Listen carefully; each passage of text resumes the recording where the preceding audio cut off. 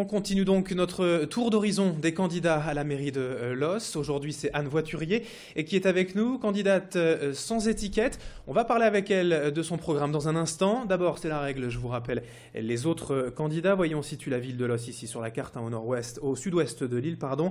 Alors, en candidat, il y a le socialiste et maire sortant Daniel Rondelard. Sans étiquette également, Jean-Claude Puchot.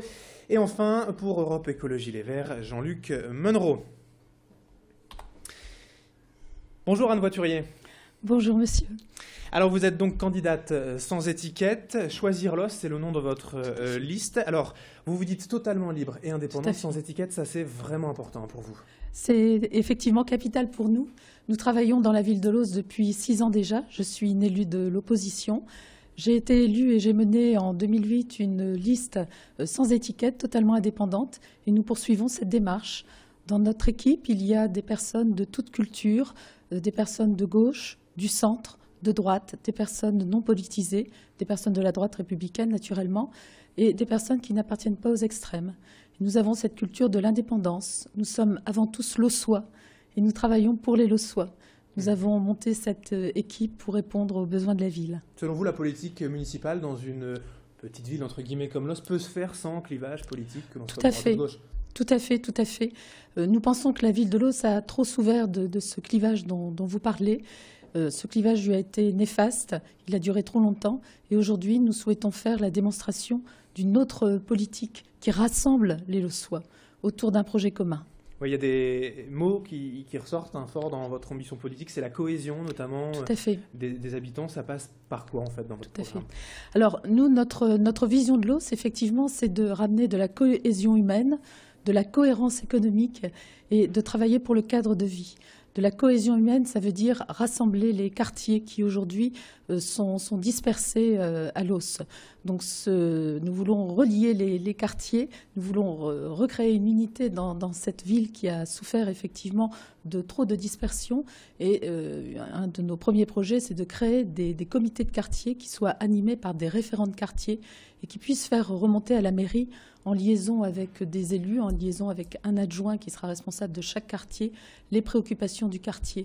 Il faut remettre du lien humain dans cette ville parce qu'elle en manque beaucoup aujourd'hui. Oui, c'est ce que vous dénoncez peut-être par rapport au bilan du maire sortant.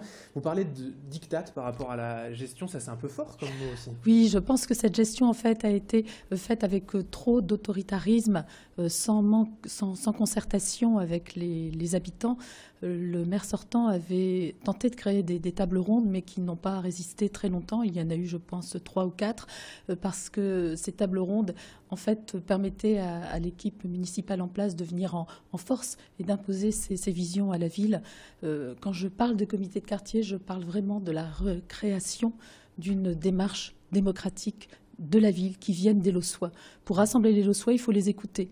Il ne faut pas être démagogique, tout n'est pas possible, c'est bien évident, mais il faut d'abord écouter la population, prendre le pouls et voir ce qui est possible et avoir une vision d'ensemble. C'est pour ça que je parle également de cohérence économique et de cadre de vie.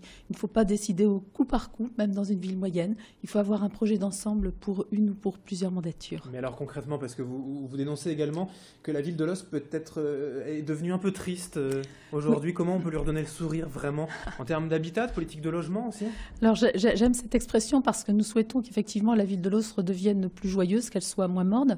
Si l'on met en œuvre un projet, qui est réfléchi, qui est construit, et si les Lossois sentent qu'effectivement les décisions ne sont pas prises au coup par coup, mais qu'elles suivent vraiment une ligne directrice, un projet, je pense qu'ils reprendront confiance en leur ville. Parce que la ville de Los est une ville qui a des atouts, qui est très bien située, qui bénéficie effectivement d'un quartier Eura-Santé, on en parle souvent, mais qui pour le moment n'est pas relié à la ville et qui doit retrouver ce lien avec la ville d'origine, avec la ville de Los. Et cela, nous allons y travailler. Il faut par exemple que le quartier d'Eura-Santé soit une source d'emploi pour les Lossois, ce qui n'est pas le cas actuellement. Il faut qu'il y ait des forums qui soient régulièrement organisés entre Eura-Santé et le reste de la ville, des forums de l'emploi. Il faut faire renaître le forum des associations pour permettre aux Lossois de se rencontrer et de renouer ensemble des projets. Nous pensons que la politique de la ville passe d'abord par l'humain. C'est quelque chose qui est essentiel pour nous. Et vous souhaitez aussi donner l'exemple, la chasse au gaspillage pour les finances également, pour ce qui est des élus. Bien sûr. Alors, une de nos mesures symboliques, effectivement, c'est de renoncer renoncé à la majoration d'indemnité des élus qui a été prise lors des mandatures précédentes. Vous savez que Loos est une ville pauvre qui perçoit la dotation de solidarité urbaine. Et à ce titre, curieusement, il est possible pour les élus de s'octroyer, après un vote par le conseil municipal, une majoration de leurs indemnités. Nous allons renoncer à cette majoration de 20% parce que nous estimons qu'il faut montrer l'exemple et qu'il faut que la chasse au gaspillage, ça doit commencer bien évidemment par les élus eux-mêmes. Et nous allons montrer cet exemple. Et vous le dites justement, c'est une mesure symbolique, mais pour remettre à flot justement ces finances, vous avez une recette miracle peut-être ? Il n'y a pas de recette miracle.